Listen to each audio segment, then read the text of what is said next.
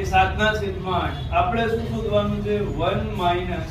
આપણે क्या फाइंड करने गए 1 माइनस sin थीटा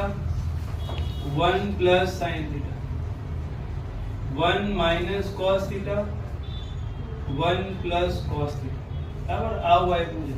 અને cot થીટા કેટલા આપ્યો છે આપણને 7/8 તો જો હું જ્યારે tan થીટા લઉં તો tan થીટા કેટલા થાય 1/cot થીટા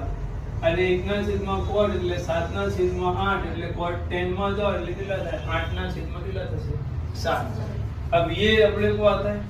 आवड़े कि ना आवड़े આવું આપણે ભણીને આયા a square minus b square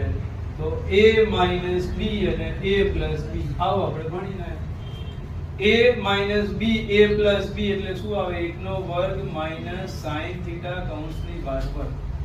minus અને પ્લસ એટલે શું આવે 1 નો વર્ગ માઈનસ cos થીટા બહાર શું આવશે વર્ગ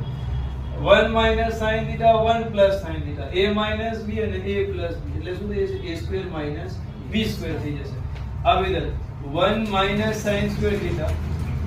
અને 1 પ્લસ શું આવશે 1 minus cos square theta theta એટલે શું આવશે cos સ્ક્વેર થીટા અપોન